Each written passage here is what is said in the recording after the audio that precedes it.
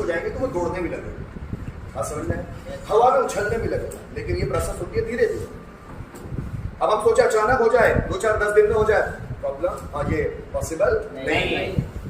और जो बच्चा अचानक पैदा होते से दौड़ने लग जाएगा तो फिर तो पागल हो जाएगी, क्या है ना, अचानक ये प्रॉब्लम हो जाएगा।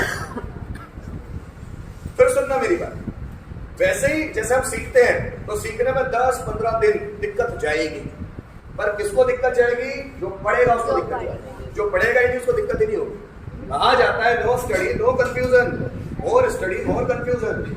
जो ज्यादा पढ़ेगा उसको कंफ्यूजन भी ज्यादा होंगे, क्योंकि दिमाग चलने लग गया है। जब वो दिमाग चलेगा उसको कंफ्यूजन होंगे।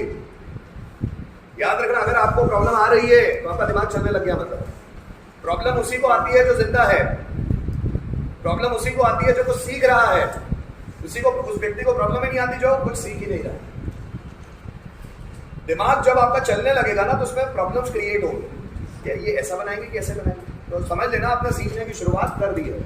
और अगर प्रॉब्लम्स ही नहीं आ रहे तो आपको सीख भी नहीं रहे, समझ लेना। अगर आपके जिंदगी में भी कुछ बुरा हो ही नहीं रहा, समझ लेना आप गलत ट्रैक पर हो। अच्छा बुरा होते चलना चाहिए, यही जिंदगी है। अगर आपकी लाइफ में कोई परेशानी नहीं आ रही, समझ लेना आप गलत ट्रैक पर हो। आपकी लाइफ में परेशानियां आनी चाहिए, क्योंकि परेशानियां ही हमको स्ट्रांग बनाती है। और अगर आप स्ट्रांग बनना चाहते हो तो ऊपर वाले से प्रार्थना करना कि भगवान मेरी लाइफ में बहुत परेशानियां दे, ताकि आप और स्ट्रांग बन सके। क्योंकि अगर आप इस जिंदगी में जीत गए तो लोगों को लीड करोगे, और अगर हार गए तो लोगों को गाइड करोगे। बात समझ में आ रही? ऊपर वाले से बोला प्रभु बहुत परेशानियां दे, बस मेरे साथ रहना, परेशानियों से लड़ूंगा नहीं, मेरे साथ रहना बस। मैं तुझसे भीख नहीं मांग रहा हूं कि मुझे ये दे दे, बंगलो दे दे, कार दे दे, है ना, या नौकरी दे दे अच्छी, नहीं, वो तो सब मैं अपने दम पे पाऊंगा, बस साथ रहना, बस इतना ही मांगता हूं तुझसे कि साथ रहना, खड़े रहना मेरे साथ। बाकी करूंगा तो सब मैं, भले 5,000 कमाऊं या 5 लाख कमाऊंगा तो मैं, पर बस मेरे साथ खड़े रहना। तो परेशानी आएगी मेरे बच्चों। अभी जब इंग्लिश भी सीखोगे ना तब भी परेशानी आएगी। बहुत सारे लोग चाहते हैं वो परेशानी ना ना, ये बहुत बड़ा मैं बोलूंगा कलंक है ये जिंदगी पे, अगर परेशानियां नहीं आती है। परेशानी आनी चाहिए। वही व्यक्ति ज्यादा पावरफुल बनेगा जिसने बहुत ज्यादा परेशानियों को सहा है, वही पावरफुल बनेगा। जैसे तितली, आपको पता है तितली जब एक छोटा सा लार्वा होती है, एक छोटा सा लार्वा मतलब एक छोटा सा कीड़ा होती है, तो जो लार्वा होता है ना अपने चारों ओर एक खोल बना देती है, उस खोल को कहा जाता है कोकून। तो वो लार्वा जब कोकून में से निकलती है ना, मतलब लार्वा कौन? तितली जब पैदा होती है तो लार्वा एक छोटे से कीड़े के रूप में पैदा होती है, बाद में वो तितली बनती है, पहले एक लार्वा के रूप में पैदा होती है। वो अपने चारों ओर एक खोल बना लेती है खा पी कर। वो खोल को कहते हैं कोकून, और वो बहुत हार्ड होता है। और जब वो लार्वा उसमें से उस कोकून को फाड़ के बाहर निकलती है ना, उस लार्वा के पंख फूटने लगते हैं। अगर आपने उस कोकून को काट दिया, मतलब ऐसे खोल बनता है, उस कोकून को आपने काट दिया उस लार्वा को निकालने के लिए, तो लार्वा के जो पंख है वो डेवलप नहीं होंगे, वो मर जाएगी।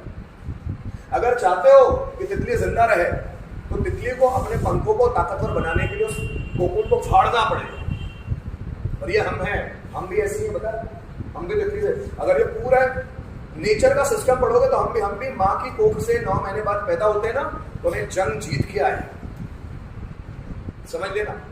अगर आप अंडाणु और शुक्राणु की प्रोसेस पढ़ेंगे ना तो आप बहल जाएंगे कि बिलियंस ऑफ अंडाणु और शुक्राणु के मिलते ही नहीं। पहली बात तो अंडाणु और शुक्राणु, और एक मिल जाए तो आपका जन्म होता है।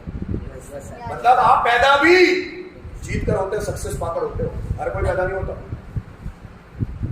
बात समझ रहे हो? करोड़ों प्रोसेस के बाद, करोड़ों अंडाणु और शुक्राणु के हट जाने के बाद एक अंडाणु और शुक्राणु मिलता है, तब व्यक्ति का जन्म होता है। तो हम पैदा भी हुए हैं सक्सेसफुल होके, आप समझ रहे हो? माँ की कोख से सही सलामत बाहर आ जाना अपने आप में सक्सेस है, क्योंकि कितनी तकलीफ होगी अंदर, क्या क्या चीज आपको बता नहीं सकती। कभी शरीर विज्ञान को पढ़कर देखना आपको समझ में आएगा कि माँ हमको 9 महीने कैसे पालती। तो आप माँ के साथ बदतमीजी से बात करने ही भूल जाओ कि वो कैसे हमको पाल रहे, और आप उससे फतेह करके आगे आए हो ना, तो जिंदगी में क्या डरना। जब हम जिंदा है आज तक, माँ की कोख से निकलने के बाद भी जिंदा है, तो फिर क्या नहीं उखाड़ सकते, हम सब उखाड़ सकते हैं। दम चाहिए, सब कुछ कर सकते हैं। लेकिन चूंकि हमारे माँ बाप हमको कभी मोटिवेट नहीं करते, हमारे आसपास के लोग, हमारे टीचर्स, हमारे रिश्तेदार, ये लोग हमको इतना खोखला बना देते हैं ना कि हमारे पंख ही उड़ने लायक नहीं रखते। सब माँ बाप थाली में सजा के देते, ले बेटा ले ले, वो बच्चा तकलीफ ही नहीं सहता, तो उसके पंख डेवलप ही नहीं होते, और डेवलप ही नहीं होते तो उड़ा नहीं छोड़ ही नहीं पाता।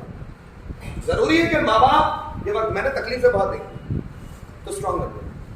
जरूरी थी, मेरे घर में पैसों की कमी थी बहुत ज्यादा, अच्छा था कि वो कमी थी, कमी से ही काम करना सीखा, कमी से ही मेहनत करना। अगर मेरे घर होता तो मैं करता नहीं। याद रखना, वही करता है जिसके पास कमी है, जिसके पास कमी नहीं है वो करता ही नहीं। इसलिए रईस बाप के बेटे बेटियां ज्यादा कुछ उखाड़ते नहीं, गरीब ही सब कुछ करे। और ऐसा नहीं कि अगर रईस करते नहीं, उसमें से भी बहुत सारे अच्छे लोग हैं जो करते हैं। लेकिन मैं तो आपको बोलूंगा कि हार्ड वर्क से हाथ में लगिएगा। जहां भी मेहनत करने का काम ज्यादा है वहां जल्दी चले जाइए। जहां भी आपको निकम्मा बैठने का काम मिल रहा है वहां मत बैठिएगा, मेहनत कीजिएगा। हमारा जो ब्रेन है ना वो हमेशा आसान चीजों की ओर भागता है। जैसे मैं ही आपको बोलूं कि आपको 2 घंटे बैठ के फेसबुक चलाना है या 2 घंटे बैठ के वर्ब याद करना है, बताओ कौन सा काम करोगे? झूठ बोलोगे? देखिए वो आसान काम है, ब्रेन आसान काम ढूंढता है जिससे उसको तकलीफ नहीं। फेसबुक की तो चलाना है, कोई मेहनत का काम, पर वर्ब याद करना है तो मेहनत लगे, दिमाग लगाना पड़ेगा, तो ब्रेन उस ओर से भागता है। सोचो आपका फ्रेंड का बर्थडे है, उसमें जाने का मौका मिल रहा है यार, या घर में बागवानी करनी है, पेड़ लगाने, क्या काम करोगे? झूठ बोलो, बर्थडे में पहले जाओगे। एंजॉय चाहिए, हर व्यक्ति यहाँ एंजॉय करना चाहता है, मेहनत कोई नहीं करना चाहता। समझ लेना मेरी बात, सब व्यक्ति यहाँ पर एंजॉयमेंट चाहते, मेहनत नहीं चाहते। सब सोचते ऐसा है मुझे मेहनत कम से कम करनी पड़े। अरे मेहनत नहीं करोगे तो कमजोर हो जाओगे, कमजोर हो जाओगे। ये पंख डेवलप नहीं हो पाएंगे, उड़ोगे कैसे आसमान में? सफलता को देखोगे कैसे? उड़ना पड़ेगा ना, और उड़ने के लिए चाहिए पंख, और पंख स्ट्रगल करके आते हैं। जो व्यक्ति संघर्ष नहीं करेगा उसके पंख डेवलप कैसे होंगे? वो तितली कैसे बनेगा, उड़ेगा कैसे आसमान में? समझे मेरी बात के लिए? क्या पता मेरी बात आपके दिमाग में आती है कि नहीं आती, बता नहीं।